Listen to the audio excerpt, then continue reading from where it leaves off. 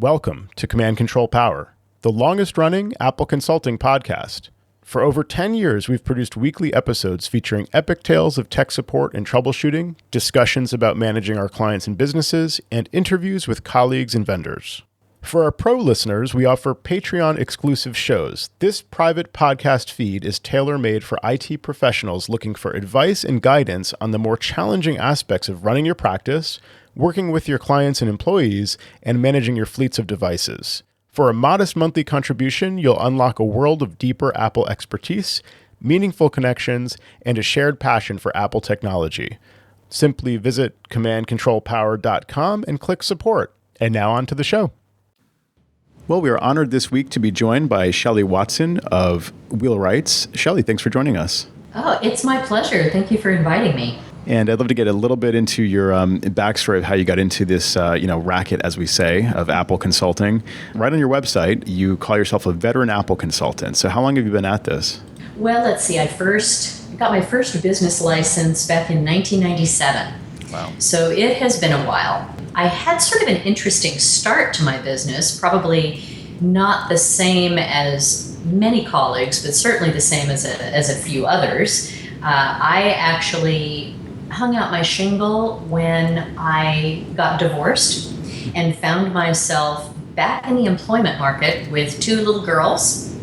And I needed to do something that was going to be interesting and challenging, but also gave me some autonomy and flexibility. And I don't mean some, I mean a lot of autonomy and flexibility. I just never wanted to be in the position of having to go and beg for a day to work at home when my kids were sick. This seemed like a great fit. I had previous experience as a trainer. I'd worked for a software company in Berkeley before I stayed home, but it was quite a shift of gears to be out of employment, outside the home employment for 8 years, and then start up, like what the heck am I going to do, and how am I going to make any money, and how am I going to have the flexibility I need as a single mom. So that's what got me into consulting. That's a perfectly, good reason to get into it. The flexibility, and a lot of us oftentimes say, we're entrepreneurs. We get to set our own hours, right? And then, of course, the flip side of that is, you don't have a boss, but you have about 200 bosses if you look at it a certain way. And sometimes setting your own hours doesn't work out quite the way you plan. So how has that sort of played out for you? Well, in the early days, setting my own hours meant having flexibility during the day and then being up until 2 a.m. doing other things that needed to be done. Once you those precious moments when you get the kids to sleep and you are exhausted, but then you get to keep working again. So it was certainly challenging, but it did turn out to be the right thing. The way that I knew I was doing the right thing, because of course as a parent you always worry about the time away and are you distracted. My oldest daughter said to me, I guess she must have been about 10 years old. At one point she said to me, "Mommy, are you the boss of your job?" And I said, "Why, yes, I am the boss of my job." And she said, "Oh, that's so cool. Daddy's just a worker, but you're the boss of your job." That's awesome. And at that moment, I knew that for them, I had done the right thing. I find it interesting, as Joe mentioned, you don't have one boss, you have, 200 bosses. But do you find that that's actually, especially as you become more seasoned, do you find that that's not necessarily the case where, I know for me personally, let's say, I let some of my clients rule my world, whereas now I kind of tell them more of what to do. How do you find that situation with your clients as you not only make your own hours, but just shape your business as a whole? Do you let them, give them that give and take, or are you very forceful with them and telling them how things should be done? Well, I think that's a really good question. And as you said, I think it really changes as your business matures. I know that for myself and for a lot of consultants I've talked to, when you're starting out, you're hungry. And when you're building a business, you're not going to say no to a customer. You're going to build as many customers in as you can, take as much work as you can. So I think early in the process, I was willing to have more people make demands on my time. As my business has matured and changed, I take more control over that process than I would have in the past. One of the aspects of my partnership with Chris Daw, who's my business partner here at Wheelwrights, is that in the last 8 years that we've been partnered, our business has gone through that shift. And so we have found that we are dictating more to customers the terms under which we do work. We have some customers that we're certainly willing to do things more on their timeline, do projects after hours, all of those kinds of things that really impact your personal time. But we've also gotten more focused, I think is the right way to put it. One of the things I think you learn as a consultant over time is that you will improve your business and your ability to do good business for your customers when you narrow your focus. To me, that looks like knowing who your ideal customers are and being willing to walk away from people who don't meet that model, and also understanding what is the best way for you to do your business and then sticking to that model. And that certainly cost us some customers where we say, the way you want to do this is really not what we recommend, and being willing to walk away. And that's been a very good thing. Are there any kind of, red flags or indicators that you can share with listeners? Learn when to say no. Well, I think the first part of knowing when to say no is really understanding yourself. I think it's very important that as consultants, we know, as I said, who is your ideal customer? Is it a big customer? Is it a small customer? Is it a certain vertical market? Is it a certain amount of hours you want to get from them on an ongoing basis? What does that ideal look like? Know that. If you don't know that, you probably have enough customers that you can ask yourself, who are my favorite customers? What are the kinds of projects that give me the most satisfaction? Where have I done the best job for a customer? What sort of working relationship has worked out the best for me and the customer? And if you ask yourself those kinds of questions, you'll probably figure out relatively quickly what the parameters are of your ideal customer. I think it's also important to know what you are also good at as a customer, as a consultant. So what's your ideal relationship?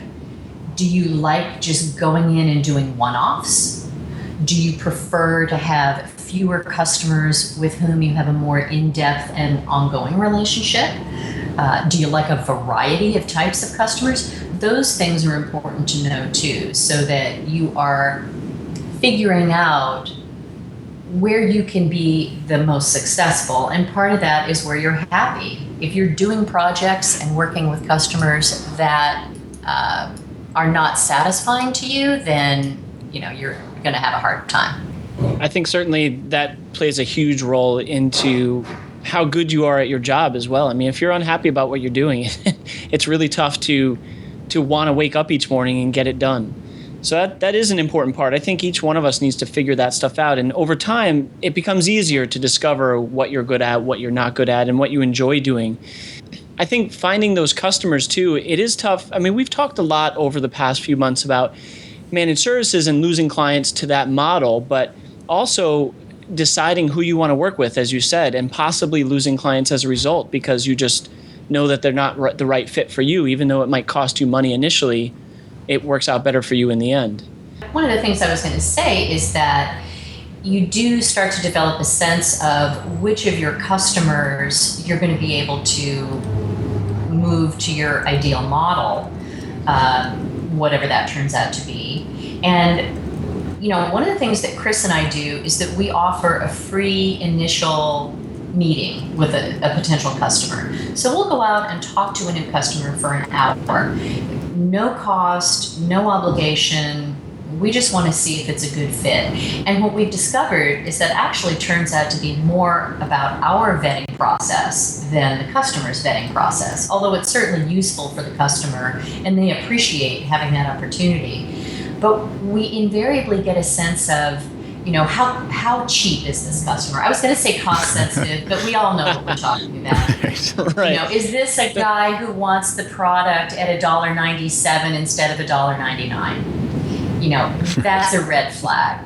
Is this a customer who's a do-it-yourselfer? And if they're a do-it-yourselfer, are they eager to get out from under that role, or are they going to turn you into some sort of IT grease monkey where they tell you where to put your hands on the keyboard instead of hiring you for your expertise? And so those are the kinds of things, because of the kinds of relationships we like to have with customers, those are the kinds of things we're looking out for. In my case, some of those red flags are things like they've had a bad experience with an IT consultant in the past. That's either an opportunity to turn them around, or it may be someone who is going to insist on keeping more control than is really going to let you be successful. If you have a potential customer who doesn't recognize the cost of time, so they're really focused on widget costs and not on the cost of their own productivity, their own downtime. For example, I had a conversation with an attorney who had just a 2-person office, but he was a big do-it-yourselfer. And at one point I had a conversation with him where I said, well, so how much do you bill per hour? And of course, it was an astronomical amount of money. And I said, if you are unwilling to turn over doing repetitive small tasks that take an hour of your time, you're throwing away money.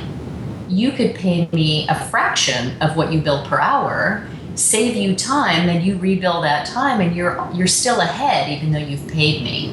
And so finding customers, when you have these initial conversations with people, having ways to find out what their attitudes are and then how flexible those attitudes are is really, really important. So how often after those initial meetings are you not proceeding to engage with a customer? Joe wants specifics. Joe wants specifics. An exact percentage. How many times per day should I be saying no when I'm saying yes? He wants the dirty little stories. Right. Well, I'm almost hesitant to say, but I would say it's probably maybe 50% of the time. Wow. We're walking away from people, or they're walking away from us, and that may be for a variety of reasons. One of the things that happens is it sort of depends on when you catch us in our project cycle. So potential customers who catch us when we don't have a big stack of projects waiting are more likely to have an engagement with us than someone who catches us when we're slammed. So sometimes it's just that simple. And sometimes the customer's timing is such that they need to do something very quickly, and we're just not in a position to do that. So we do find ourselves being very picky about the customers that we take, but at the same time, the customers that we have, we keep.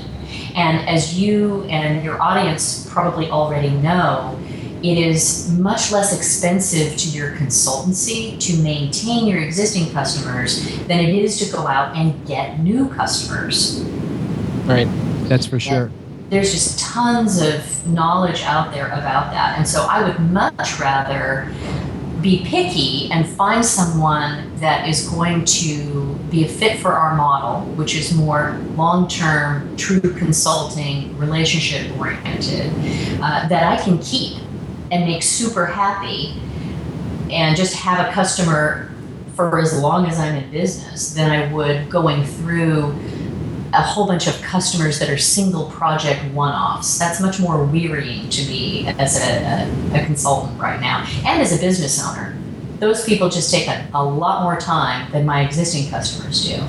We go out to a global audience. I hear what you're saying, where you can afford to walk away from 50% of the projects, and that's pretty commendable. But there are people like myself included who are in more of a rural style area where we're not as demographically concentrated with all the businesses that we have to choose from. So sometimes they may not necessarily be the best dance partner, but sometimes you have to do a couple of dances with them first before you pass them on to someone else.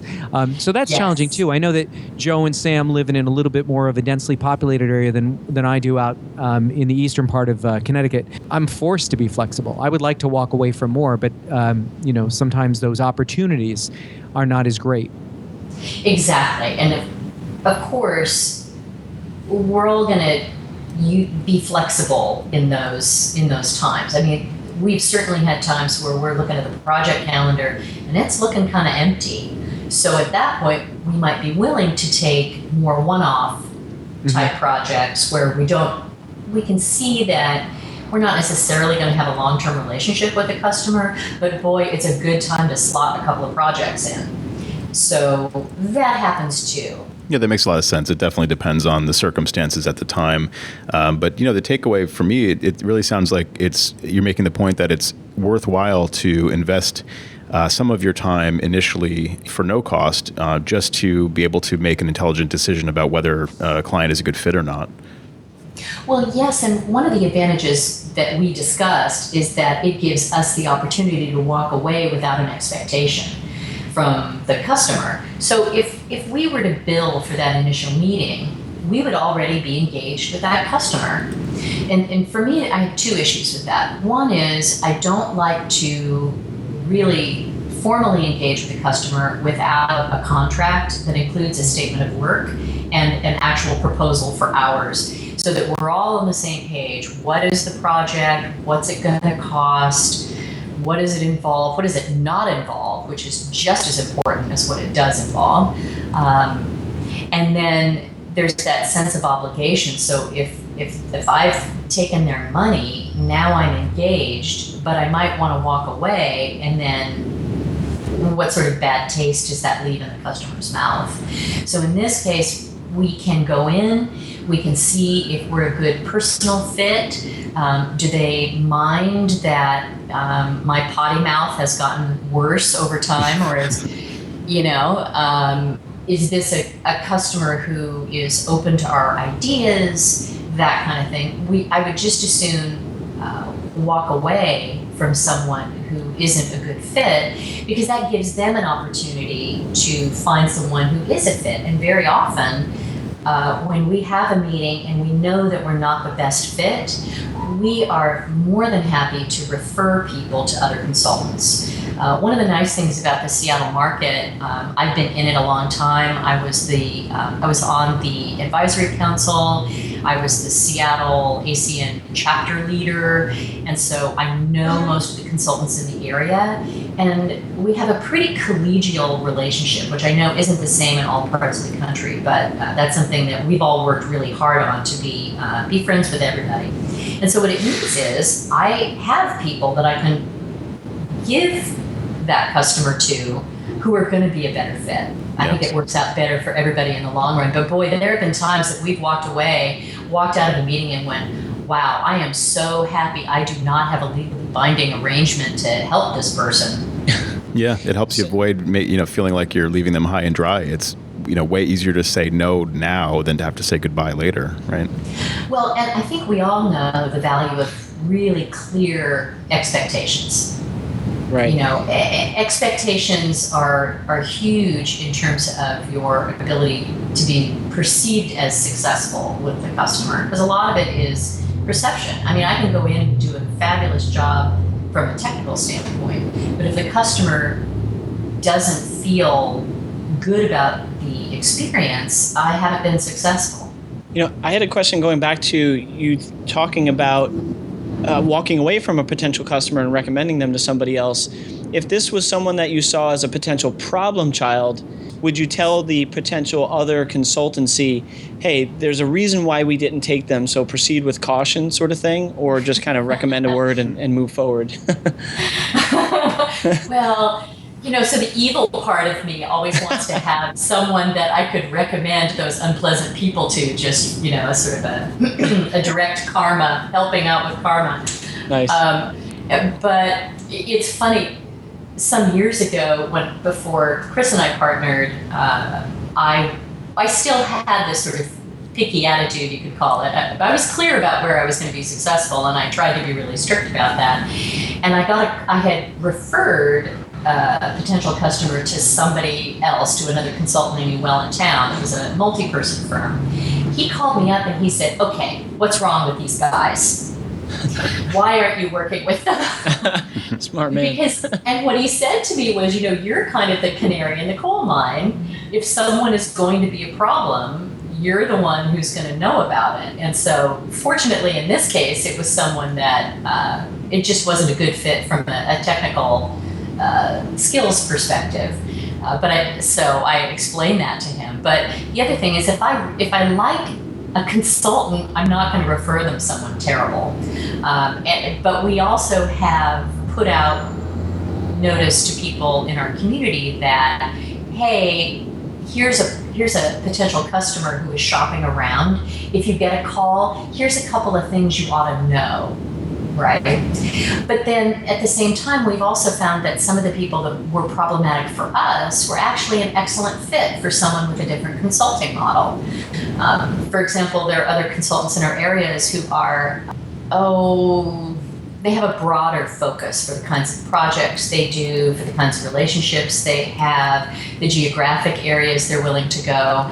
And so for them, a potential customer might be a perfect fit, even though they might be a problem for us. Right. That makes sense. So, as for Jerry and I, we send all of our problem clients to Joe. To Joe. And I welcome them with open arms.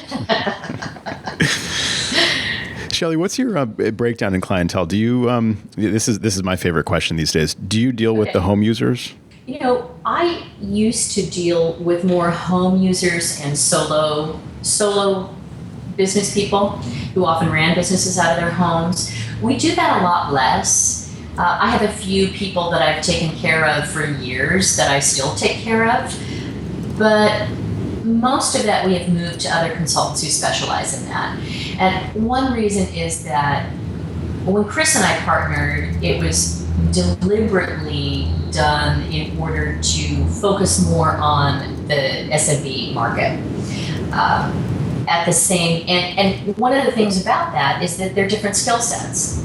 So once you get out of that consumer consulting, you all of a sudden don't know the latest tricks for photos and calendar and various other consumer technologies.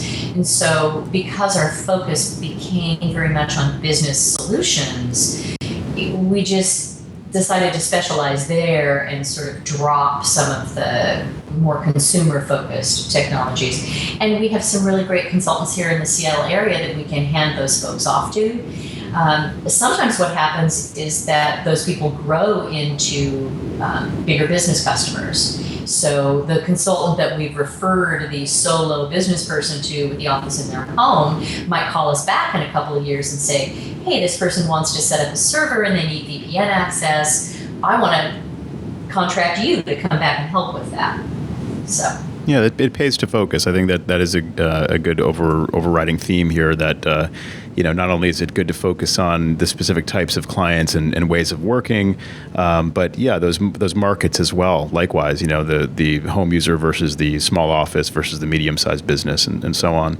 It definitely makes sense because, like you said, the technology can be different and the types of questions are different. And if you don't have everyday experience in a certain area, it's not as efficient to help a client like that.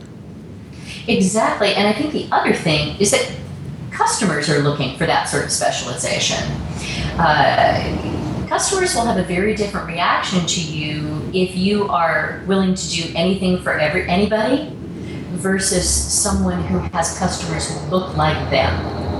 When we go to see a customer and we have experience with other customers that look like them and we have successes that we can tell them about, that makes a big difference.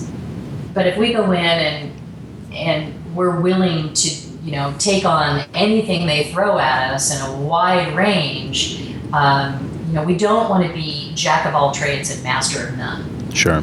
That sends a different message to the customer. And so you mentioned that you got your start on your own early on, and then you partnered with Chris Daw at Wheelwrights. And when did that partnership start? Let's see. We partnered up 2007. I want to say 2007, maybe 2008. But prior to that, I had done quite a bit of work as an Apple technical trainer. Chris was also an Apple technical trainer, which is how I knew him. And Apple was moving to getting out of the training market internally and changing their model to using outside Apple authorized training centers. And so as they were changing that model, I could see the handwriting on the wall. And at the same time, I was getting a lot more requests from small business customers. And really, I had the choice. I could either decide to go out and learn a whole bunch of stuff, or I could partner with someone who already had depth in the areas that the customers were requesting. And I decided to choose the latter. And I'm very glad I did, because we managed to both bring a lot to the table.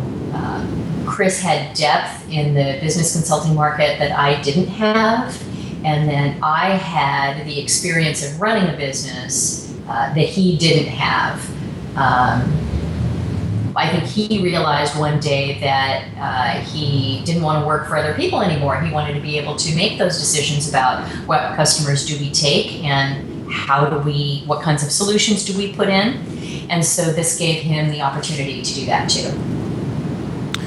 And what's your business model like? Are you doing, what we've been talking about, managed services, or are you doing the traditional break fix model, or how do you think of those different options? We have moved closer to managed services. We have one or two customers that we are handling on a managed basis, really as pilots for what that looks like, what the pros and cons are. We decided to roll that out to one or two customers just to experiment and see what worked, see what didn't work. A big chunk of our work for customers is that ongoing relationship where we are truly their internal IT staff. So we have a seat at the table when it comes to discussions about expansion and moving to new space, hiring new people. We're included in those discussions, and we've really earned that seat at the internal table. I think that's sort of my favorite customer, where we really have that trust relationship, and we're a part of their business. We have also moved more into assessments as projects, both network assessments, which is something Chris has developed some additional expertise on in the last few years, but also overall site assessments. So what that would look like is a customer comes to us and says, hey, we're going through a bunch of changes, and we things work okay, but we're thinking about expanding, or we're thinking about moving, or we need a different kind of technology solution that we've used before. And what we'll propose to them is to do an assessment that involves coming in and doing a couple of things. We will do an in-depth survey of their existing site, so their network, their servers. We spend time with users. How are the users actually using their workstations? Are they doing the things that the people in charge actually think they're doing? Customers will tell you that this is what their staff does, but then if you watch staff do things, sometimes that's different, and that can have a big impact on the kind of recommendations you make. And so we spend a significant amount of time on site. We gather every bit of data we can get. Then we pull all that together into a state of your organization report. We provide recommended thoughts and recommendations on what you might do. And then often there is a project or projects that come out of the end of that we might recommend. So we'd recommend that before you deploy iPads out to all of your staff, you really work on your wireless network infrastructure. Let's do this first. And then the second project would be doing some sort of managed iOS rollout. And those have been very successful for us. At the end of that assessment, what the customer gets is a very thorough document that's very detailed. They often wind up with much more detailed documentation on their site than they've ever had. And then they wind up with a set of recommendations. And the time that we allot for the assessment also includes an in-person review of that assessment, because you can't just hand the customer a 25-page document and expect them to absorb it and not have questions. So at the end, the customer has a standalone product that they can use to continue to manage their business. They have additional recommendations, and they can actually walk away and have somebody else implement that. We've done that where they might turn it over to an internal IT person. They may hire a different consultant that either has more specialized expertise or that's a better fit for them. But that's actually turned out to be a very successful type of project for us. Yeah, that sounds like a very valuable thing for the client, and just a good way to begin that engagement with the client from your side too, because it really just sounds like a pretty exhaustive review, and it's a way of establishing your expectations and recommendations to them to kind of start off on the right foot. Yes, and it does mean one of the things it does on a subtle level is it really sets the tone for our relationship. They see what they're going to get from us. So we're going to take a very detailed approach. We're going to take a very documented approach. And we're not going to just give you recommendations that we read about on the internet. We're not going to just recommend something that worked for somebody else without really vetting that it's the right thing for the solution. What's interesting is that sometimes the result of that assessment is that the customer shouldn't go forward with an Apple solution. We had a law firm that came to us where the owners loved Macs, all used Macs, wanted to switch their office to Macs. When we did the assessment, we determined that they were so heavily invested in an Active Directory infrastructure that it would have been foolish for them to try to change that. And they were happy to spend the money to have us actually answer that question in a way that they could take to the bank. I just got a memo from Apple. They want us to edit that part out entirely. That's quick on them. Yeah, right. They must be listening live. Did you invite them to the chat? Yeah. Did I neglect to mention that embedded chip that I have that reports to Apple? I'm sorry, I should have mentioned that. So we'll take a quick break here to discuss our sponsor this week, Mac MSP Gruntwork. And I know Jerry's had a lot of success with rolling this out to dozens of clients so far. But I wanted to actually switch gears and talk a little bit about something you've been focusing on, Sam, the Blue Sky aspect from Mac MSP. Yeah, I can't even say enough about this product because the Gruntwork piece of it was definitely welcoming because of all the pieces it brings to the puzzle in terms of automation and updates. But the Blue Sky was a feature I had not known a lot about. And essentially, it is remote access via screen sharing or even SSH by a small installer that you put on your client computers. And you don't need VPN access. You don't need something like TeamViewer or LogMeIn. And you have this nice built-in list of all of your clients through this web portal. And you can just get into any of those computers remotely at any time that you need. And for all of us that have a multitude of clients, some might have VPN needs, some might have TeamViewer, and it's a big mishmash of different things. And I find now with Mac MSP's Blue Sky that I don't have to look to 3 different products or do they have a VPN or do they not? Do I have ports open? I just have Blue Sky. And it's amazingly easy. On the GUI side, it's straight up screen sharing, which makes it incredibly efficient. And on the other side of the coin, we can use SSH to perform terminal commands remotely. So I highly, highly recommend this product. Yeah, this is a really powerful aspect. I can't tell you how often I've been frustrated with my existing, remote access solutions. Like you said, it's not only sort of a hodgepodge of different options, but when you have TeamViewer access to a machine and you're trying to remote in, and the client is describing that it's beach balling, and you're 10 minutes into a phone call and you're not even connected yet. I mean, that's just endlessly frustrating. Right. Not to mention, I've had some experiences lately with TeamViewer Host where it wants to just update on the client end. And this is like supposed to be a headless machine, right? And all of a sudden the thing is prompting to put in admin credentials, and you've got to find a way to connect before you can even put in those credentials to let it update itself. So no end to the frustration there. This sounds like such a great alternative. And not to mention, you do get the SSH access as well, which I think is a really added bonus that not a lot of people consider.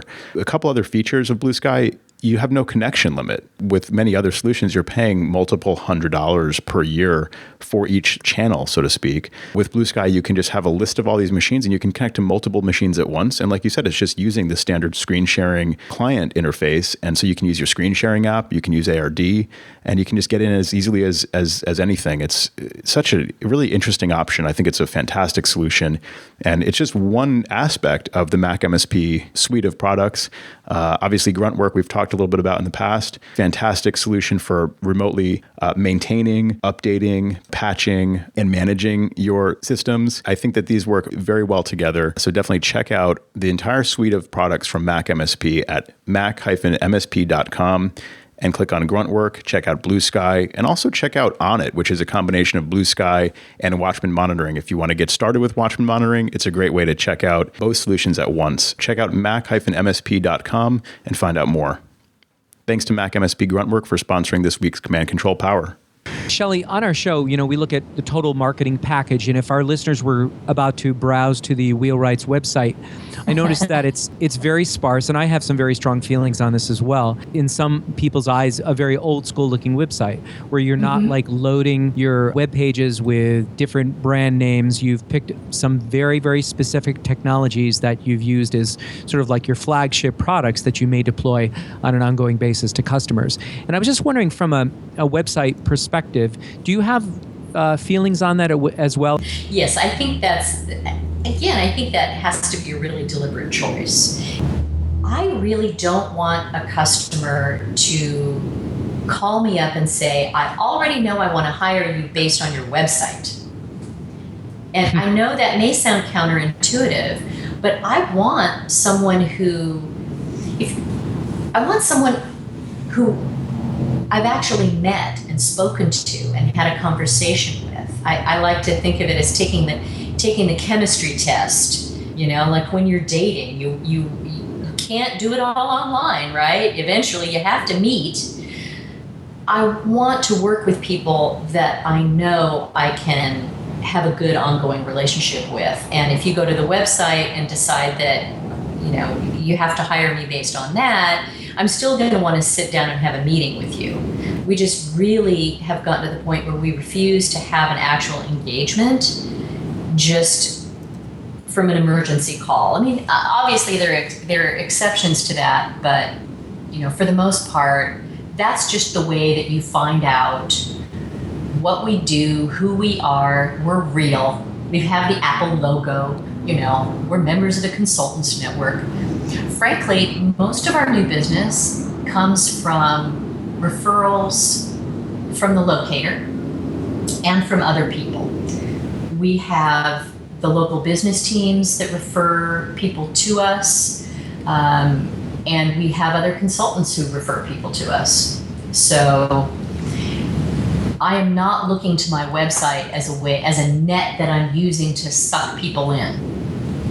I think it's a great distinction to make. Yeah, it's there for those people that want to do a little bit of background research if they get your name from someone, or they find you on the locator. But it's not a sales tool to just market to the general public to welcome everyone to ring your phone off the hook.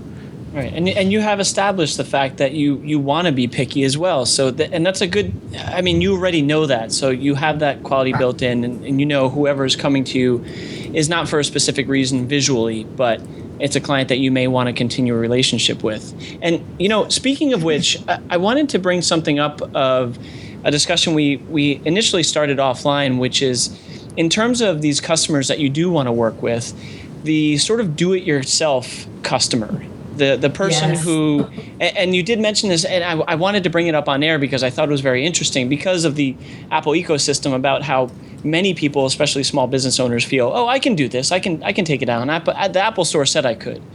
And having those types of customers and having to rein them in and dealing with them on your level, I was curious as to your thoughts on it. Well, as you know, I have lots of thoughts on that. The do-it-yourselfers are really interesting. And actually, a lot of the customers that come to us in the small business market are like that. As you guys know, and as your audience knows, anybody who's a 2 to 10 seat customer is going to be bootstrapped. So you have to be prepared to have that conversation. It's interesting. Sometimes the conversation comes up because the customer says, okay, I'm running this business and I no longer have time to be the IT person too. And so that's a person who has a motivation to maybe turn some of that control over. Sometimes the customer will come to us and say, the guy who was doing our IT got a full-time job and now we need to find somebody, but we still really want to know how to do it ourselves.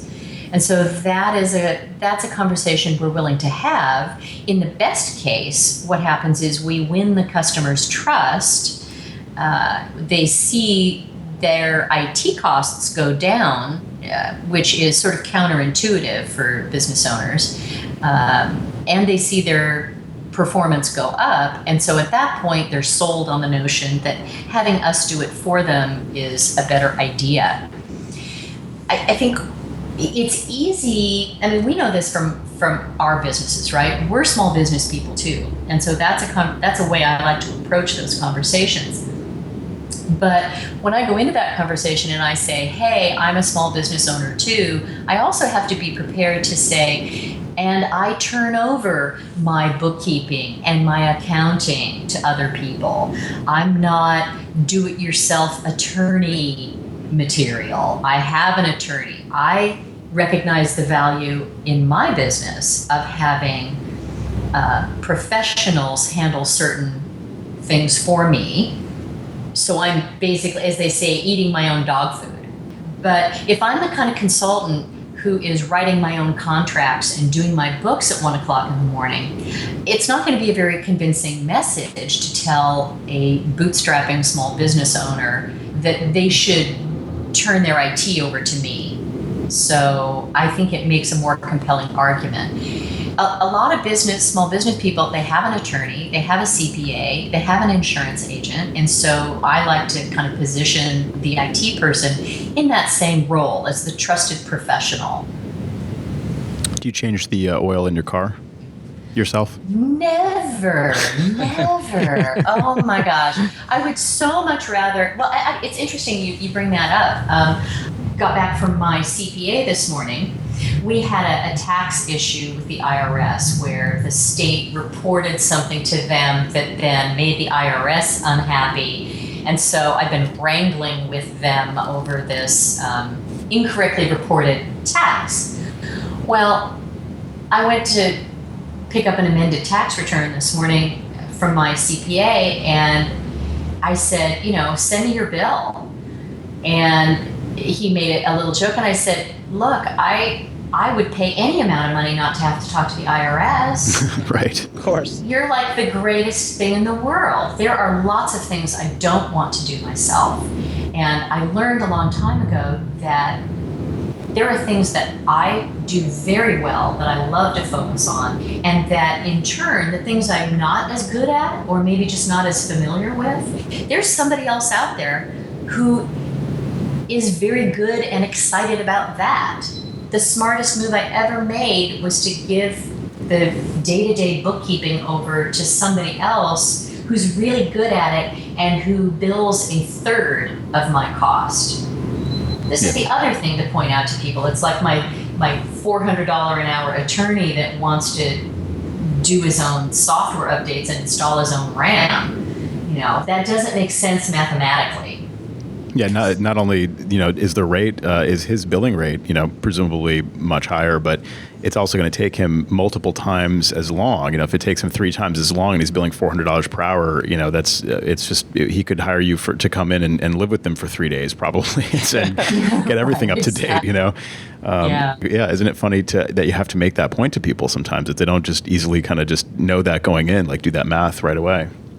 Well, and I think anybody who started their own small business, in the beginning, we're all bootstrappers, right? I mean, we're doing most of that stuff ourselves, and we have that expectation. The trick is knowing when to change your business model. And there are lots of books about entrepreneurship that talk about this. And so you want to be willing to look at those hidden costs. And so I have conversations with business owners where I find that they don't recognize the dollar cost of lost time or lost productivity, right? They may be focused on free solutions, free in air quotes, by the way, without accounting for the hidden cost of a free solution. We're often having that juxtaposition with a customer where we'll say, look, you can get this free thing, but the free service is going to require more consulting dollars, and what you want are solutions that at least keep your consulting costs down, if not make them flat and predictable, right? I mean, that's the argument for managed services. But even if you're not doing managed services, it's still an argument. So a good example of this is someone who buys an airport base station versus someone who buys a business-grade Meraki wireless setup. Well, that Apple Airport is going to be cheaper on the face of it, but if I have to get in my car and drive to your office to do something to it, that's going to be more expensive for you over time than investing in a system where you're paying an upfront higher hardware cost, but I can maintain it remotely. It does its own updates, it does its own notifications, and it reduces that consulting cost. So I think it's really important for consultants to know where the costs are. That's a powerful argument to make to a client too, to say, I'm going to cost you more, but you can save that money by spending it elsewhere. It shows that you're not just self-interested in running up the clock and running the meter. You have their best interest in heart. Well, that's right. And part of it is being prepared to quantify that. One of the things we do is we tell customers up front that we will typically front load planning and pre-configuration time so that the overall project may be bigger than the customer anticipated. It's going to be more hours than they thought. But I can walk in, plug a bunch of equipment in, and it just goes. It just works. And so to the customer, it seems really magical, but they've been willing to invest and having us do the magic behind the curtain. And then when we drop the solution in, it just fires up when we turn it on. We walk away, and it works. And they're not calling us every 12 seconds. So part of that, too, is doing the work in your own business to figure out where you have actually saved people money. I mean, I sort of know when I've been able to reduce a customer's cost over time. I have a feel for that. But what's really been powerful is going back and analyzing customer IT costs over a 3 or 4 year period. And then I can go back not only to that customer and say, guess what? We've reduced your IT costs on an annual basis by as much as 50% in 1 year and 20% in subsequent years. So that's not only a compelling argument for an existing customer, but for a new customer as well. Once you're giving them that argument of specifics of saying this is what we've saved you over time by doing A, B, and C, they see the light, and that's how you keep those long-term customers, like you said. As well as going back to what you were saying about just telling them when something isn't the right fit, even though it might make you more money on the back end. They appreciate that. Well, and they trust it because they've seen it in action. Right. And if they're a prospect, having a specific example that I can illustrate to them where we have done that is very powerful. One customer I'm thinking of, we're probably going to transition them to a managed service plan, but we've been working with them for 3 years, and it's really taken that amount of time to get them to where they will just sign off on our recommendations. And it was at the beginning, we had a hard time, we weren't a known quantity. They were used to doing things themselves. We did what we like to call, we got a couple of easy kills. So for us, an easy kill is you go in and you see a 10-100 switch that you can immediately replace with a gig switch. I mean, that's one of my favorite easy kills because you look like a hero and it's easy. It's little investment for the customer. It's little investment for you as the consultant, and they see an improvement. And boy, I love those. Right. Early in a relationship, something like that can really help. Over time with this one customer, we actually have to do less and less justifying, because not only do they see the costs go down, but they see that they're not reporting problems very often. My favorite thing to hear from a customer is, we just don't have to call you very much anymore. Thank you. And I don't have to hear from you as much anymore. Right, exactly. I know. And when I hear from a customer that I haven't heard from very often, I like to tease them a little bit and say, oh, you mean you're not just calling up to tell me you missed me? Right. I want to be the nicest person that you never talk to. So before we wrap up, I just want to dig in a little bit more to the business model, as much as you're comfortable talking about, because we spoke very briefly after my presentation at Mac Tech recently in New York, and one of the things I said was the sort of allure of managed services, from my perspective, is the alternative is to do prepayment discounts. So you offer contracts, bulk numbers of hours to clients, and you offer discounts if they pay for these contracts up front, and then kind of draw down against those hours as you use them for projects or just ongoing support. And I've always, offered that, and it's worked okay.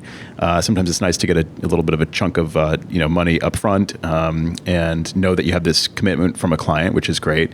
But I mentioned the drawback was that clients never seem to actually prepay. They seem to, in my experience, chew down about, maybe a quarter to a half of the number of hours before we ever see a check arrive in the mail. Right. And so, who's really benefiting there. But you made a good point. I think you said something along the lines of it doesn't have to be that way. You don't have to go to managed services to get the benefits of offering these prepayment discounts, and it's about how you sort of manage that relationship. And it's also about the accounting side of things, how you manage the accounting on your side to be able to, stay on top of clients and really just chase them down, remove discounts if they're no longer prepaying. So can you speak to a little bit to those points? Sure, I'd be happy to. That's actually been a very successful model for us over the last couple of years. We went through a rate increase, and part of how we softened the rate increase, and we've done this through the last 2 rate increases, is that we've offered customers the opportunity to prepay blocks of hours and receive a nominal discount. And so it's not a huge discount, but people love to get a discount on something. It's not even so much how much it is, but just the notion that they got something for less is just so magical. I mean, look at the success of Costco, right? A number of those customers have wound up being more long-term, more engaged customers because they have these blocks of hours. So we do a couple of things. I have a minimum block of hours. You have to prepay at least 10 hours. As an aside, for someone who's doing an assessment project, if that is if the estimate for that is a total of 32 hours, that's prepaid by half up front. We made the mistake once or twice of doing an assessment, and then it took forever for the customer to pay, and I was like, no, I'm done with that. We're prepaying by 50% for an assessment project. So we do offer the chunks of hours. I couple that with a project. So a new customer, we're going to propose a project that's maybe 40 hours worth of work. I suggest to them that prepaying for at least a chunk, if not all of those hours, will save them some time, and then any hours that aren't used, just continue to be banked for them. So that's worked out quite well. In terms of managing it with the accounting software, we use Account Edge, and that has a place in it for managing retainers specifically. So that's one of the things I like about it. So it lets me receive the retainer, it has a liability account, and then I can set the software to notify me when the retainer gets to a specific level so that I know I need to request a replenishment of those hours. So I then will send a replenishment request, and they typically will just send a check in. It's funny though, sometimes even very good customers, they just get really distracted and they forget that they need to prepay those hours to get that discount. And so I will occasionally send an invoice at the full rate. If a customer just hasn't sent me that darn check, I'll send them their invoice at the full rate and say, you could have received this at the discounted rate if you had sent me that check for prepaid hours. If you're willing to send that right away or pay me by credit card, I can reissue this using retainer hours. I like that move. That's diabolical, isn't it? Yeah, that's great. Yeah. I am slightly diabolical. And I find that invoices are a great way to communicate with customers because they are paying attention to that. They may never read my email. They may only listen to the guy who has a beard in the room. I do find that sometimes as a woman consultant. The guy with the beard will say the exact same thing. All of a sudden, it's like the gospel. Actually, he's got to have a neck beard for that to. Well, you'll have to have Chris on your show to talk about the neck beard then. It's not my thing. But they do pay attention when they see that maybe they didn't get a discount. Also, when I create an invoice for a customer who's given me prepaid hours, the invoice shows the full rate and it shows the discount. I would never send an invoice to a customer with just the discounted rate because then they lose the thread of the fact that they are getting a discount. And I always want a customer to see when I've given them extra time for free, when I have billed them less than the time I spent, or when I am providing them some kind of discount. Always want them to see that on an invoice. Yeah, that's true. Yep. You never want to increase the rate later, and then say, well, that was the discounted rate. Now this is the real rate. You want to show the real rate and then show a second line item, I guess, or a percentage discount or something like that. That makes sense. Yeah, and MYOB Account Edge let me set up I actually have an activity that is the discount. And so I just plug that. I plug in the consulting at the full rate, and then I plug in the discount. And it automatically calculates it, and the customer sees a number that comes off their invoice at the bottom. I mean, this isn't like leaving your sweetie a present under the pillow where you want it to be a surprise, right?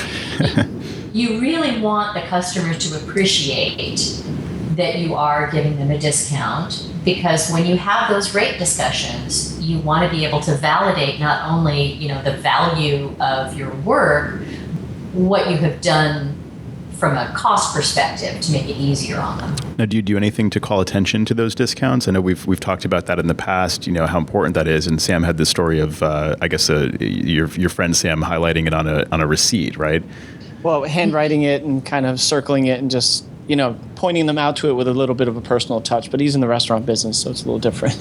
There have been times, depending on the customer, where I've called that out.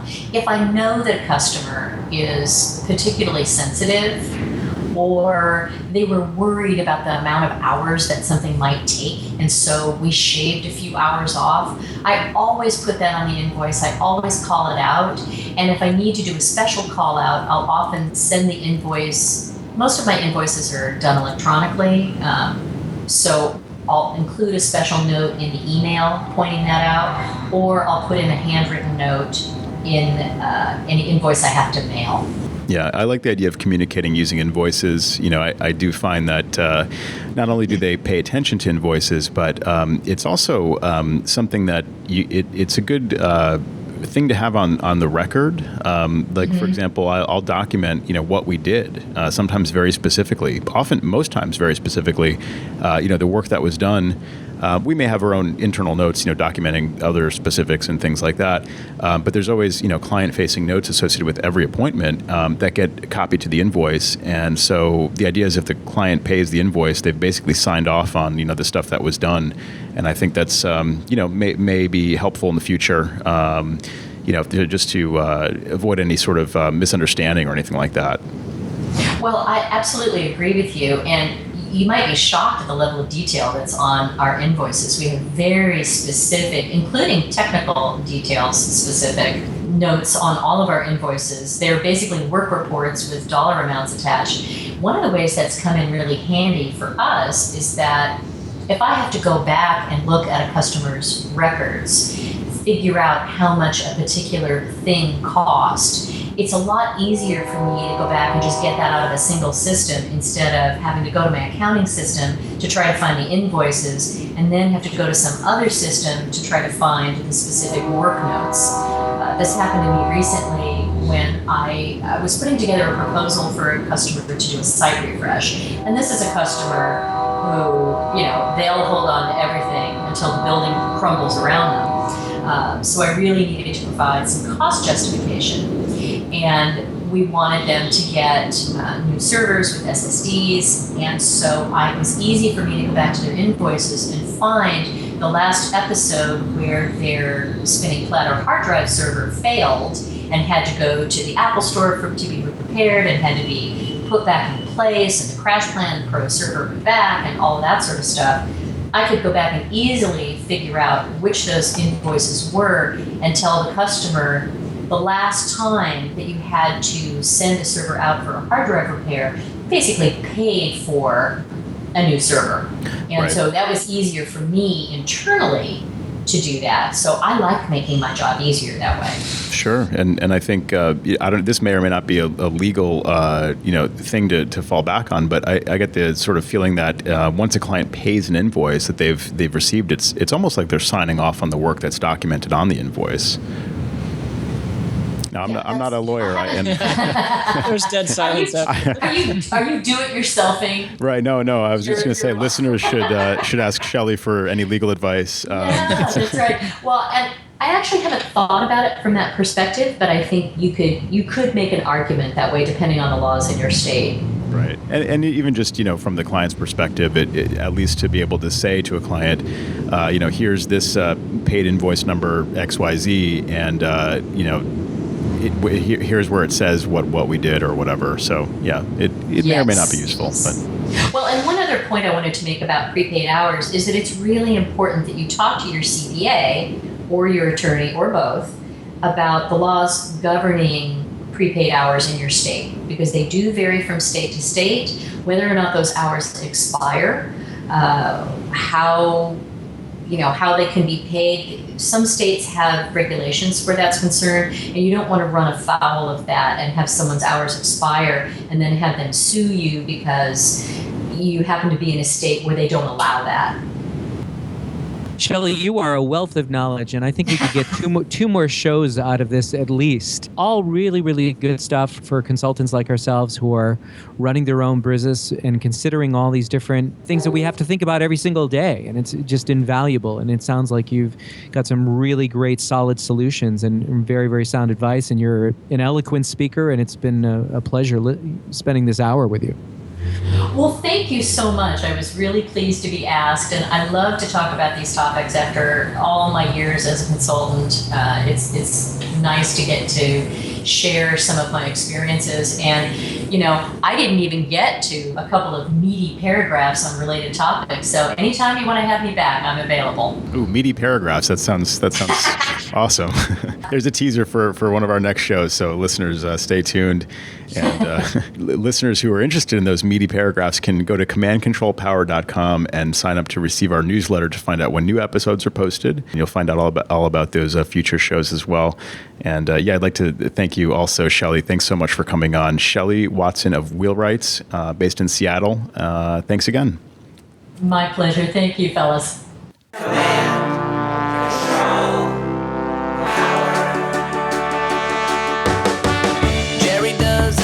Of customers of all kinds. Am I on the cloud?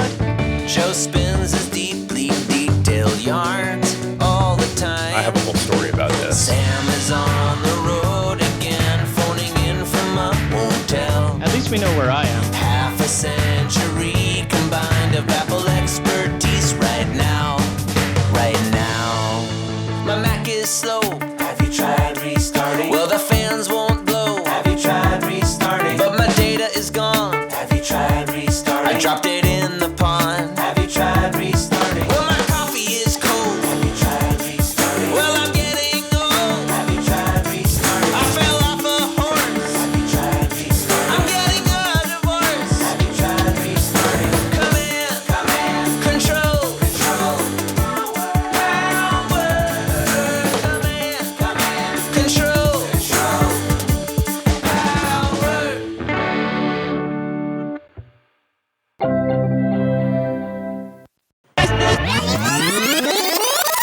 Train was fun. Oh, good. The train was fun. Yeah. Well, the funny thing about the train is there's actually a set of train tracks 2 blocks east and 2 blocks west. So we're right in between these 2 sets of busy train tracks. And year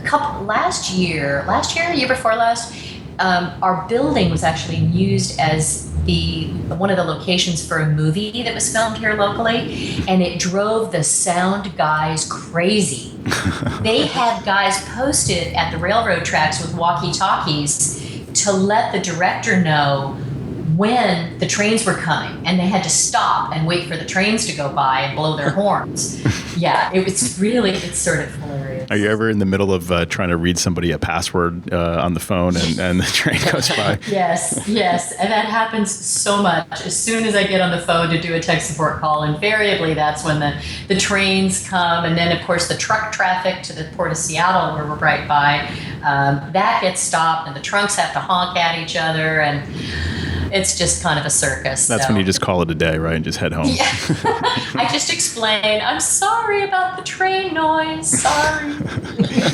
Sounds like a lively neighborhood for sure. It's a hilarious neighborhood, in part because, as you may know, we have legal marijuana in the state of Washington. Oh, right. And on the block of our building, we have a weed store next door to us, and we have across the street a weed store and a dispensary. So 3 places to buy marijuana legally on our block.